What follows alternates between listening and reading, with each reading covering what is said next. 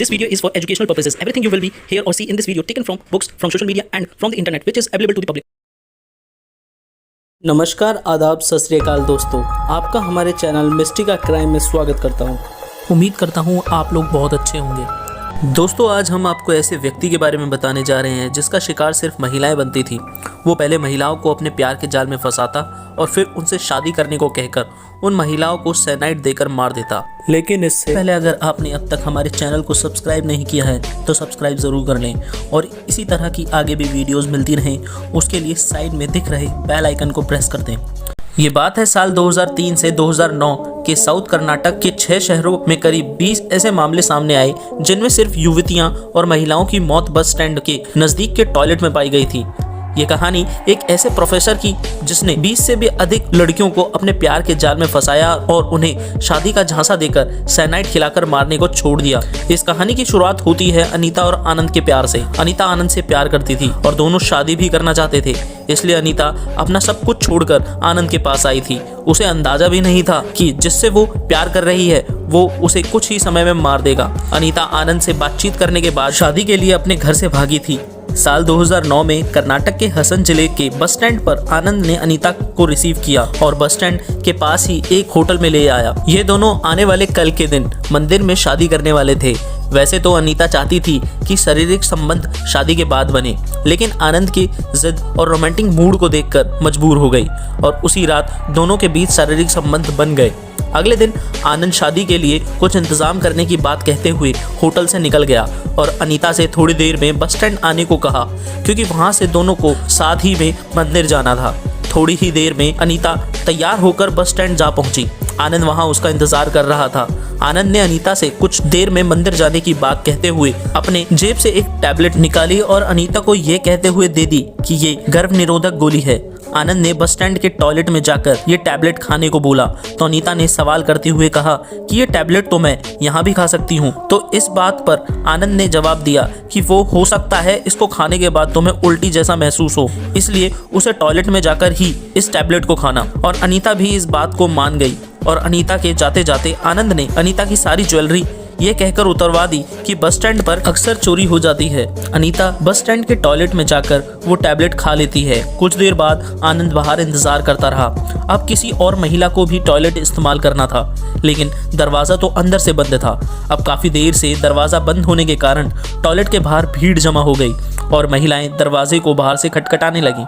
आनंद ये देख अब वहाँ से निकलकर होटल के कमरे में जा पहुँचा और वहाँ सबसे पहले अनीता के सारे सामान की तलाशी ली और काम की और महंगी चीज़ों को अपने पास रखने के बाद बाकी सामान को जला देता है और वहाँ से निकलकर किसी दूसरे बस स्टैंड में बैठ कहीं और चला जाता है। अब बस स्टैंड के टॉयलेट को बड़ी मशक्कत के बाद खोला जाता है तो सामने अनीता की लाश बरामद होती है। जब पुलिस वहाँ आई तो पुलिस को महसूस हुआ कि इस तरह के मिलते जुलते केसेस 4-5 सालों से आसपास के बस स्टैंड पे हुए हैं। इन सभी की मौतों में बहुत कुछ सेम था, जैसे सभी महिलाएं थीं और सभी की उम्र लगभग 20 से 30-32 साल थी। जब लाश बरामद हुई तो सभी ने अच्छी महंगी किस्म की साड़ियां पहनी थी और श्रृंगार किया हुआ होता, जिसे देखते ही अंदाजा होता कि जैसे सभी दुल्हन बनी हो। इतनी सारी सिमिलैरिटीज होने के बाद भी पुलिस केसेस को ढील देती रही, लेकिन जब 19वां केस हुआ तो उसमें बात बिगड़ गई। फिर पुलिस को मजबूर होना पड़ा। 16 जून 2009 के बटवाल से 22 साल की अनीता गायब हुई तो हंगामा हो गया। ये अनीता वही थी जिसकी लाश टॉयलेट में पाई गई थी। उसके समुदाय के लोगों ने गुमशुदगी को सांप्रदायिक रंग दिया और किसी मुस्लिम लड़के को उसको भगा ले जाने का शक जताया। इसी हंगामे में पुलिस स्टेशन तक को जलाने की धमकी इस भीड़ ने दे डाली।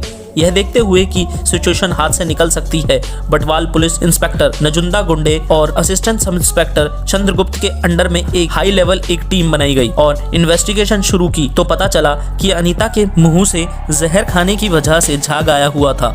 अब पुलिस पर भी प्रेशर बढ़ने लगा, क्योंकि लोग अनीता को लापता होने को कॉमिकल एंगल लव जिहाद का नाम दे रहे थे कि अगर लव जिहाद की बात आगे बढ़ी तो इलाके में धर्म के नाम पर दंगे हो सकते हैं। पुलिस ने अब यह सब देख केस को सीरियसली लेना शुरू किया और सबसे पहले अनीता के कॉल रिकॉर्ड्स चेक किए।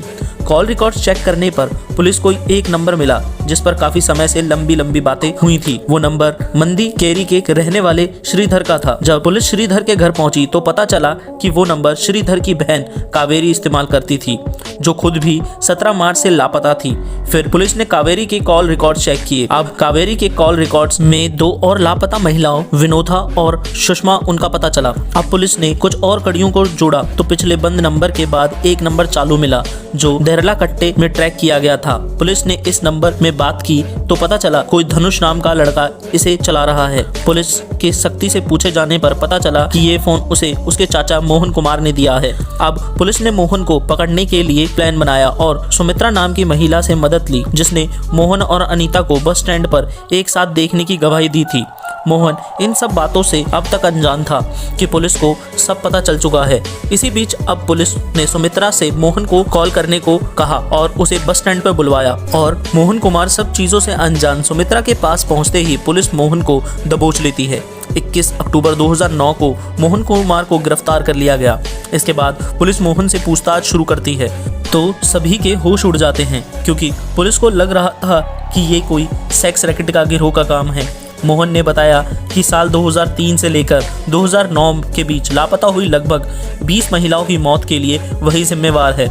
मोहन कुमार ने पुलिस से पूछताछ में बताया कि वह उन लड़कियों को अपने प्यार के जाल में फंसाता था जो गरीब घरों से हो या फिर शादी की उम्र पार कर चुकी हो। फिर वह गरीब परिवार की लड़कियों से बिना दहेज के लिए शादी करने के लिए उनके परिवार वालों को राजी करता था। इसके बाद वह कहता था कि घर पर जो भी गहने व पैसे हैं वह लेकर आना, हम गांव से बाहर चलकर शादी करेंगे। मोहन ने पुलिस को बताया कि वो लड़कियों को उनके शहर से दूर लेकर जाता और फिर किसी होटल में फर्जी आईडी दिखाकर रुकता और लड़कियों के साथ रात में सेक्सुअल कांटेक्ट बनाता था और यह कहता कि कल पास ही में एक मंदिर है, उसमें जाके हम शादी करेंगे। यह बात सुन के कोई भी लड़की अपनी मर्जी से सेक्सुअल कांटेक्ट बनाती। इसके बाद अगले दिन लड़कियों को तैयार करवाकर पास ही के बस स्टैंड पर ले जाकर गर्भ निरोधक गोली देने के लिए मना लेता, जबकि असल में वो साइनाइड जहर से भरी हुआ कैप्सूल हुआ करता था। इधर लड़की टॉयलेट में जाती थी तो उधर मोहन होटल में वापस आकर गहने और पैसे लेकर फरार हो जाता था। दोस्तों, इस खूंखार सीरियल किलर ने इसी तरह से एक के बाद एक 6 सालों में लगभग 20 महिलाओं को मौत के घाट उतार दिया। मोहन कुमार के बारे में यह भी कहा जाता है कि वो जिस जाति की लड़की से दोस्ती बढ़ाता अपने आप को भी उसी जाति का बताता था, जिसे लड़कियों को झांसे में फंसाना उसके लिए थोड़ा और आसान हो जाता था। और तो और वो हर लड़की को अपना अलग नाम बताता था। मोहन कुमार पेशे से एक स्कूल टीचर था जो कि मैथ्स और साइंस पढ़ाता था। साल 2013 में बेंगलुरु की फास्ट ट्रैक कोर्ट ने उसे 20 महिलाओं की हत्या का दोषी करार दिया और फांसी की सज़ा सुनाई। फिर साल 2017 में उसे 5 अलग मामलों में मौत की सज़ा सुनाई और 3 मामलों में उम्र कैद की सज़ा सुनाई गई थी।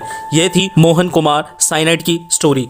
अगली कहानी में फिर से मिलेंगे, जब तक के लिए जय हिंद जय भारत।